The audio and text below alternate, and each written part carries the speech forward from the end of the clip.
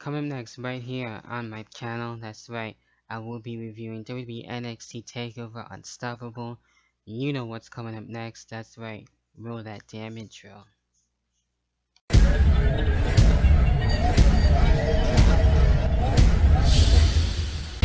Inside me, a light was turned on. Then I was alive. If you close your eyes, your life, a naked truth revealed. Dreams you never lived and scars never healed. In the darkness, light will take you to the other side. And find me waiting there, you see it if you just close your eyes.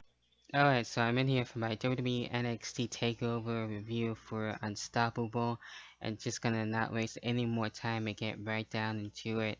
And of course, as well, I will give you guys how I feel of NXT Takeover. So, with that being said, what we started off with the first matchup of the evening, where we had the number one contenders match, where it was supposed to be a triple threat match, where we had Finn Balor and Tyler Breeze, and we were supposed to have Hideo Itami.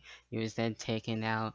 What was supposed to be a backstage attack, really in the parking lot, actually, if you want to put it that way, more than anything else, and that's basically what it was too.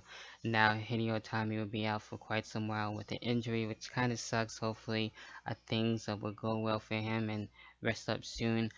So wish him, of course, a speedy recovery. And Finn Balor and Tyler Breeze had a really great match, and definitely something to get things started for NXT Takeover Unstoppable. Really enjoyed it. I love the spots too, especially the entrances too. Especially Finn Balor's one of my favorites. With the a whole face paint that he does and all that, just how creative and outside the box that he really does do. I love that from Finn Balor, and Tyler Breeze did hold his own too with his entrance as well. That was really nice, really cool touch there as well. With his modeling skills and everything. So, in the end, Finn Balor was able to get the win. No complaints about it. It could have gone either way, honestly, since I like both guys, but I was going for more on Finn Balor's side, and now we'll most likely get to see Finn Balor and Kevin Owens for the NXT Championship, or as well as Sami Zayn. So, I won't reveal the full winner until, of course, once I get towards the end of the review. So there you have it with that. So Finn Balor, the new number one contender for the NXT World Heavyweight title. Then we have one of the women's matches as well, not the NXT Women's Championship match, of course, but the tag team match as well, where we had Charlotte and Bayley looking to take on Emma and Dana Brooks, who's the newcomer as well. Don't really care for Dana that much. Also, I'm not sure about how I feel Emma's heel turn as of right now. I'm kind of warming up to it. But with Charlotte and Bayley, they did have a good match with Emma and Dana Brooks, and Charlotte and Bayley were able to get the win. So there you have it with that. And getting into the next match, but we did have Baron Corbin and Rhino, and this one actually having a double turn. That's what I got out of it too, as well. Baron Corbin having a real tough time trying to take out Rhino. Definitely something with the heel turn, I think it will actually work out for Baron Corbin. I can see that Rhino coming back to helping out with the young talent and everything actually does work well, so I don't mind that as well, and I think that's fine. So Baron Corbin able to defeat Rhino. I was hoping for Rhino to get the win, but it is what it is when it comes to that. So with Baron Corbin and the heel turn, it should be pretty interesting. Like I said, now that he's getting more competition going for him, which is definitely needed. So we'll see what happens with that. Then we had the NXT Tag Team Championships, which are on the line between Enzo Amore and Colin Cassidy, and Enzo Blake and Murphy too, and an interesting turn of events too. It was a good match for what it was, and unfortunately Enzo and Cassidy didn't get the win, which I was hoping for. They're definitely one of my favorite teams to watch, and I was hoping they would get finally the tag team titles. But damn, Alexa Bliss actually joining forces with Blake and Murphy, and kind of wasn't expecting that. I'm gonna be honest. So it looks like she's gonna be feuding now So we'll see what happens with that with Carmella and as well Alexa Bliss. So, kind of an expected turn of events there. I wasn't uh, hoping for the Blake and Murphy retain, but that's what happened there. So eventually down the line, I'm sure Enzo Amore and as well Colin Cassidy will get the tag team titles and eventually be called up to the main roster since they're doing well and they're awesome as a tag team, especially with Carmella at this side. So you can't go wrong with that.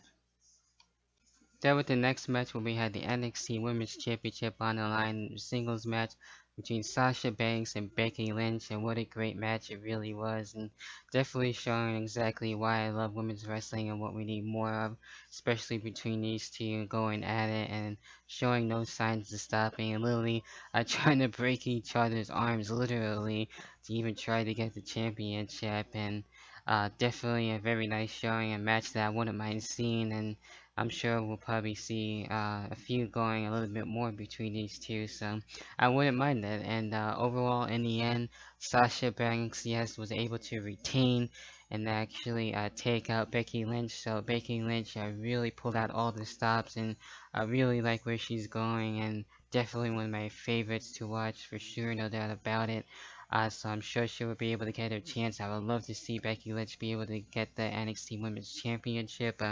Sasha Banks is doing her thing too, so I can't go wrong with that. And both women actually pulling out their all. Definitely one of my favorite matches of the night. Of course, the opener too, with Finn Balor and his match with Tyler Breeze. So there you have it with that. Then next we were having the NXT World Heavyweight Championship on the line between Kevin Owens and also with Sami Zayn, and this has been going on for the longest time too now, and Sami Zayn trying to get his payback, if you will, no pun intended, to the payback pay-per-view and all, and trying to go at it against Kevin Owens to get his NXT World Heavyweight Championship match, and it was basically an all-out brawl, if you will. I mean, it was a great brawl. The match didn't actually get to finish officially, so I ended up where Kevin Owens laying out Sami Zayn, and Kevin Owens basically is still the world champion and retaining his world title. And after all that, and we still had the beating continue basically, and who do we have? None other than Samoa Joe. Holy fucking shit, that was really awesome seeing Samoa Joe debut in WWE and now being able to look like go up against Kevin Owens in the future, and now it'll be Kevin Owens as well, Finn Balor as well. So that's another exciting matchup to see. So things are really looking well for 2015 and NXT as well. So definitely a place to really look out for and definitely check out. If you aren't checking out NXT, you definitely need to, especially check out Unstoppable for the debut of Samoa Joe. Looking really cool. So it looks like he's gonna keep his name, which is dope and awesome there. So there you have it with my NXT review. What you liked, what you didn't like, and I'll leave your comments down below in the comment section. And I love you guys' feedback. Until then, I'll catch you guys in the next video, whenever the hell that may be. Most likely for the Elimination Chamber, thoughts and predictions, and as well my review as well on top of that. Peace.